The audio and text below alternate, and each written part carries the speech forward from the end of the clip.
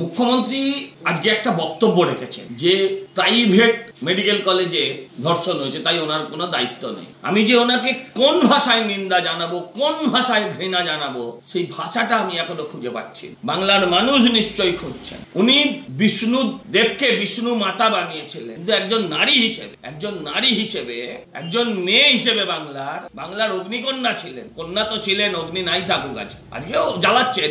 একজন মহিলা মুখ্যমন্ত্রী, পুলিশ মন্ত্রী, সর্বোপরি মহিলা, তিনি কখনো বলতে পারেন যে প্রাইভেট প্লেসে ধর্ষণ হয়েছে, দায়িত্ব যাদের কলেজ, মেডিকেল কলেজ তাদের? এটা একজন পুলিশ মন্ত্রীর ভাষা?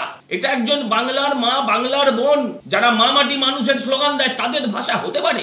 বলছেন মেয়েরা রাত্রিবেলা রাস্তায় বেরোবে না। এই রাজ্যে নাকি মেয়েরা সবচেয়ে বেশি সুরক্ষিত। ভারতবর্ষের এই ধরনের কথা কেউ কাউকে বলতে শুনিনি। তালিবানও আজ বলে না, পাকিস্তানও আজ বলে, আর সেই ভাষা আজকে আমার বাংলার মুখ্যমন্ত্রী বলছেন। আমি অনুরোধ করব, আপনার সুমতি হোক বলার আর ইচ্ছে নেই, আপনি বিদায় নিন, আপনার সরকার নিপাত যাক, আপনি দয়া করে তাড়াতাড়ি বাংলা থেকে বিদায় নিন, আপনি সুস্থ হন। বাংলার মানুষের কাছে আবেদন করব, এই মুখ্যমন্ত্রীকে চিনে রাখুন। ইনি কখনো হাফ রেপ, ফুল রেপ বলে রেড বাঁধেন, ইনি কখনো বলেন যে জ্বর জ্বালা যেমন হয় শরীর থাকলে সেরকম রেপও, আর আজকে বলছেন মেয়েরা বেরোবে না, প্রাইভেট মেডিকেল কলেজে রেপ হয়েছে, দায়িত্ব তাদের।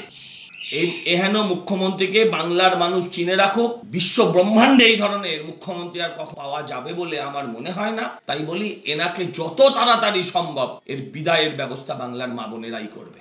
আরো ভালো ভালো খবর দেখতে সাবস্ক্রাইব করুন বাংলা হান্টের ইউটিউব চ্যানেল।